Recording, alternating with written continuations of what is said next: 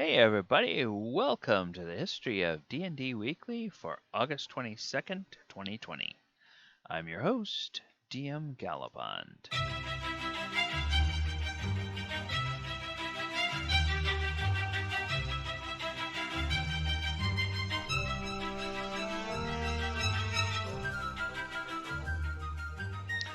Alright everybody, today on the History of D&D Weekly we are going to continue our look into the D&D combat rules.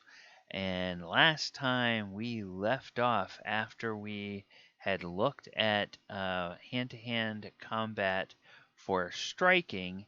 So this week we are going to pick up with looking at the rules from original D&D for wrestling. And striking is when you're like punching a character with unarmed attacks. Wrestling is when you're trying to pin, hold, or bear hug to the ground an unarmed opponent, or using unarmed combat. So anybody can wrestle, and if you are trying to wrestle against an opponent that has a weapon, the armed opponent always wins initiative. And so that's one of the quirky rules in original edition. Is it doesn't matter what the initiative rolls are, the character with the weapon always goes first. Unintelligent monsters cannot wrestle unless they are controlled. Most unintelligent monsters, and that would be things like beasts and other animals and stuff, they have natural attacks. So a beast is always going to bite or claw instead of trying to wrestle.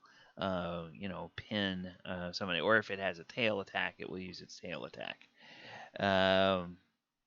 And then there are certain creatures that are immune in the D&D world. So non-corporeal undead, oozes, jelly, slimes, and other types of creatures can't be wrestled. Ethereal and elemental creatures can be wrestled only by opponents that are in the same form as they are. And that brings back something I kind of glossed over. Who's able to wrestle? Any character of a class or level, most humanoid monsters, and then undead monsters that were originally human or demi-humans or humanoids. So you could have like skeletons could wrestle and zombies could wrestle, but also skeletons and zombies that were made from like orcs or goblins or whatever, they can wrestle because they have the humanoid morphology. Head on the neck and two arms and two legs and walks upright and all that kind of stuff. That makes for humanoid. Now, there is a checklist to prepare for wrestling. So for characters and NPCs, you divide the character's level by 2, rounding up. Add bonuses or subtract penalties for strength and dexterity. Find the character's unmodified AC, so not counting magic or dexterity adjustments, and add the results to the total. Then for monsters, multiply monsters' hit dice by 2, not counting pluses. The monster is not wearing armor, add 9. If the monster is wearing armor, or a kobold, giant, ogre, and other humanoids, add its armor class number instead of 9. So before the game, or the DM should find each character's and monster's wrestling rating WR. Okay, time to get your slide rules out, boys. Here we go. Characters and NPCs example. A 9th level dwarf has a strength of 17 and a dexterity of 8. He wears chainmail +3 and carries a shield. Take his experience level and divide by 2, rounding up to 5. His strength bonus +2 and his dexterity penalty -1. And his basic armor class, not counting magic or dexterity, armor class 4 for +4. Adding these together, we get his wrestling rating of 10. If he drop his shield, his wrestling rating would go up to 11. If he take off his armor first, it would go up to 15. A monster example, a snow ape has 3 + 1 hit dice and wears no armor. Take its hit dice and multiply by 2, dropping pluses 6, and add 9, so its wrestling rating is also 15. So worse armor class, for instance, 9 result is better for wrestling ratings than good armor class. This is correct. The more armor a character is wearing, the harder it is for him to wrestle effectively. Okay. Remember, magic bonus and dexterity adjustments do not count towards wrestling ratings. Like other sections of the rules in which hit dice and levels are equated, this section uses hit dice precisely, so a 20th level fighter still has only 9 hit dice. Because of the rules that we learned about when we were going through character creation and leveling up in the different classes. Wrestling procedure. Each opponent involved in wrestling, whether attacking or defending, makes a simple roll of 1d20 each round. Character is trying to wrestle, he adds his WR to the roll. If he's trying to do something else, he does not add his WR to that roll. The highest roll wins the round. Ties dictate the result in that round. Normal wrestling contests, characters move up and down the following table according to how well they are doing. Okay, so in other words, it takes you 3 successes to pin an opponent. 3 consecutive successes. So if you're free and you get a higher roll, then you have your opponent grabbed. And then you get the higher roll the next time, you have taken down your opponent. And then you get the higher roll the third time, you have pinned your opponent. But if that goes back and forth, then maybe both people are free and then one person has the other one grabbed. And then you lose the next one, so now both of them are free. Then you win the next one, so then you have the other guy grabbed. And you win the next one, and you got him taken down. And then the opponent wins the next one, so now you don't have him taken down, you only have him grabbed. See how that works? Before the wrestler wrestles his target, both targets are considered free. When one successfully attacks the other, grabs his victim. If he wins the wrestling roll in the next round, he performs a takedown, bringing his opponent down to the ground, getting a superior position over him. The victim's already down on the ground, the winner still gets into a superior position. Blah, blah, blah. Okay. This, of course, assumes the wrestler isn't fighting back. The victim normally does fight back, so each round the 2 parties are wrestling. Each makes his wrestling roll. Compare the 2 d20 rolls, the higher roll wins. Tie means that there's no change in characters' relative situations. Alright. Okay. That is... So we go through a long, involved example of this. And they play out a whole scenario of a fighter with a WR15 versus a fighter with a WR13. And then in the first round, the second fighter gets the higher roll, so the second fighter is grabbed the first. Second round, the first fighter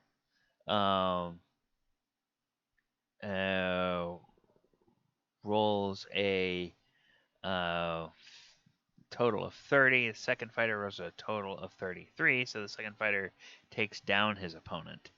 Third round, the first fighter rolls a 10, and the second rolls a 10, so it's a 25 versus a 23, and then the first fighter breaks out of the takedown, and so on and so forth. So then what happens if both of them are not wrestling? So you have a wrestler versus attacker. One fighter could be wrestling, while the other might be using some other attack, such as an unarmed strike or a dagger attack. A character who's wrestling will be able to pin his opponent relatively quickly. However, the other character will still make attacks while grabbed or taken down, and might knock out the wrestler or stab him to death before the pin occurs. So wrestling effects. When you are grabbed, you can still do many things. He uses his most immediate is to drop everything and counter grapple the wrestling attack. He can also throw a small or medium throwing weapon and attack unarmed with any small or medium hand weapon. Unarmed or with a small or medium hand weapon. As fighter combat options, he can smash, can perform disarm, and can use multiple attacks with any of the attacks still available. cannot fire missile weapons, cast a spell, use a magic item, or perform fighting withdraw, retreat, lance attack, etc. Character who's been taken down has fewer options, can only throw small throwing weapon, and attack unarmed or with any small hand weapon. Counter grappling is still available, and the combat options, and again, you can't fire a missile, cast a spell, use a magic item, yada yada. And then a pinned character can perform no combat maneuvers. Once per round, he can make a wrestling roll at a -3 penalty to try to escape the pin. If he ever beats his opponent's wrestling roll, he breaks the pin and returns to being taken down. Now, the pinning character can inflict 1d6 points of damage plus a strength bonus if he wishes. Does not have to inflict the damage. If he plans to do damage to his pinned opponent, he must state his intent during the hand-to-hand combat phase of the round. Victim can make a saving throw versus death ray to avoid all damage, and a natural 20 is an escape from a pin.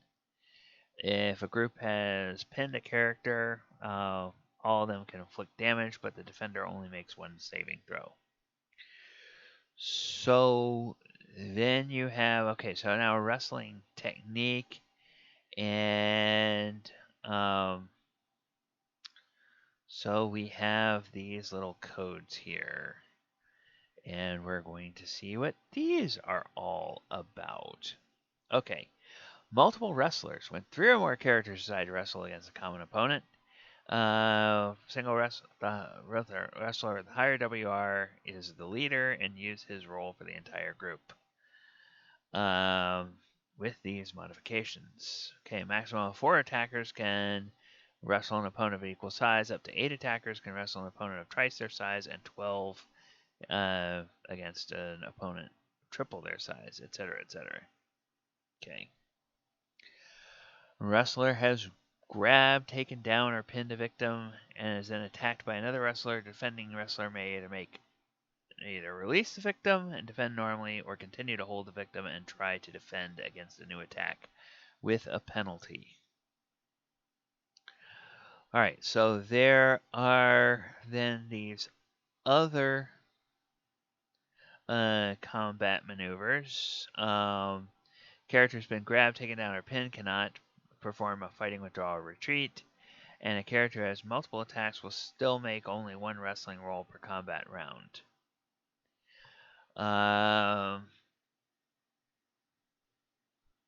Okay, so then we talk about weapon mastery. And then, okay. All right, and then the mastery. This is the combat mastery. So BS means they are basic, which everybody is considered to have basic proficiency. SK is they are skilled, EX is they are expert, MS is they are master, and GM is they are a grandmaster. And then this is the damage technique, and so that's 1 point of damage. Grab, takedown, pin, -3 pinned. Wrestling roll. So if you have this level of mastery and you pin somebody, they get a -9 to their pin WR. Okay. So P equal H. Primary target is hand-to-hand, thrown weapon, using monster. God, that is just. They just had some bizarre damn abbreviations in this edition of the game. Sorry. Okay, this is just. Okay, a wrestling master pins his victim more and more effectively. He does more damage each round, and the victim has a harder time to get free from the pin. So yeah, if you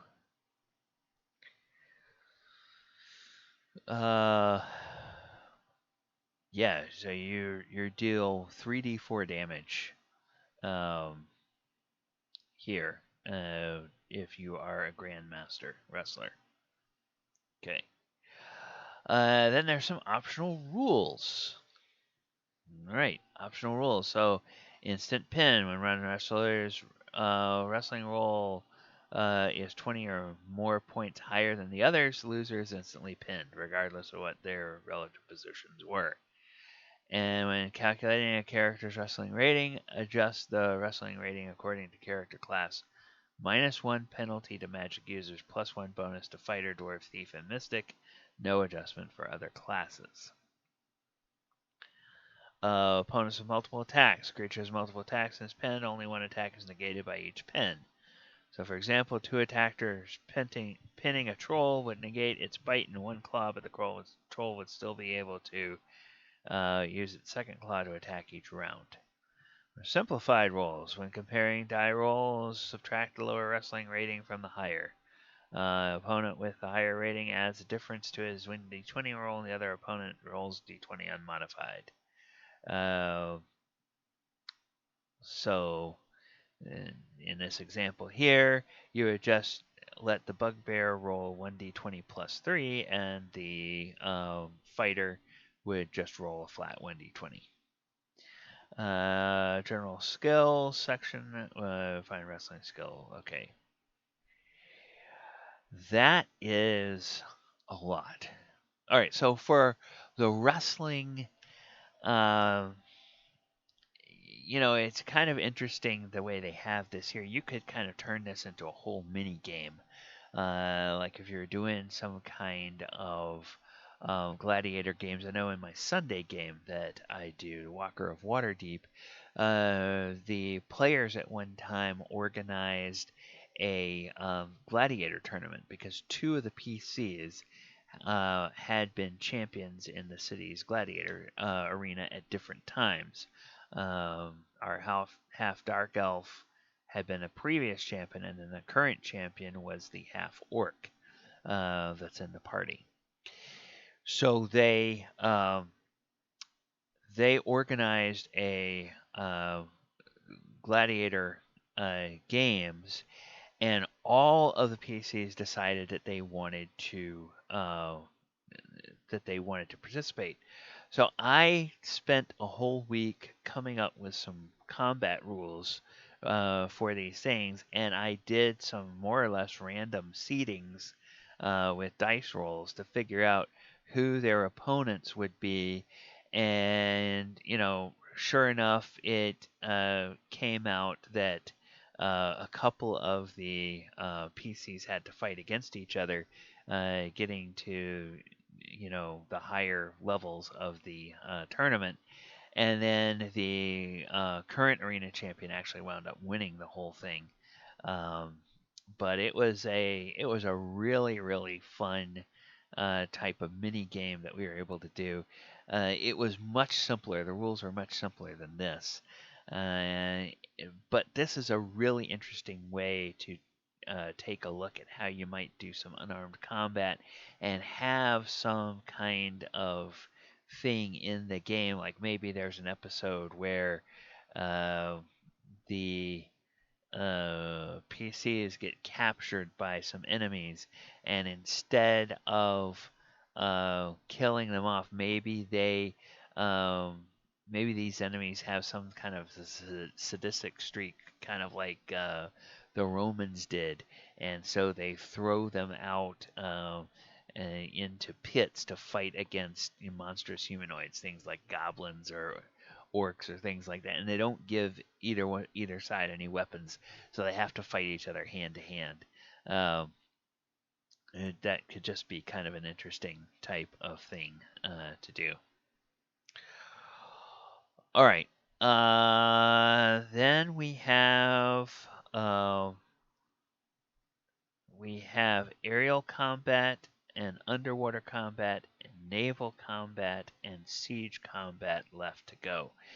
Now, we are going to be going through these in some future episodes. I think probably next week we're going to try to look at aerial combat and yeah, aerial combat, and then we might do things like naval combat and underwater combat in another episode, and then do siege combat. Uh, and then finally, we might do something on mass combat because that's a real interesting part of this game since um, the entire uh, origin of D&D as a separate game came out of a hobby of wargaming where people would actually build dioramas that recreated historic battlefields and then create armies, literal armies of miniatures, painting all of them up and everything. And so there's actually rules for this mass combat here in this edition of the game, and that's such a treasure trove because there are times if you're telling a campaign where there's this epic struggle, there's gonna be some point in time where there's this huge battle, and the temptation is always there. Okay, I'd really love to show the players what's happening in this battle. And by looking at some of these rules, you might take some ideas, even in a homebrew game of another edition, where you can say, all right, we're going to uh, have a mass combat and each player will represent a unit of fighters or a separate army of fighters, like if it's something like in the end of the Hobbit, the Battle of Five Armies, where they all converge at the former lair of Smog after the dragon is vanquished, and they all fight the battle there on the doorstep uh, of the dragon's lair. Pardon me. All right. So we will come back next week and we will take a look at aerial combat and special aerial attacks. All right, everyone. That's going to do it for History of D&D Weekly. I have been DM Gallibond. If you like everything that we're doing here on this channel, please subscribe. Please hit the like button on this video. Please click the post notification bell so that you so that you're notified every time we put a new video up on the channel. All right, everyone. Take care. Hope you have a wonderful week. Good night, everybody.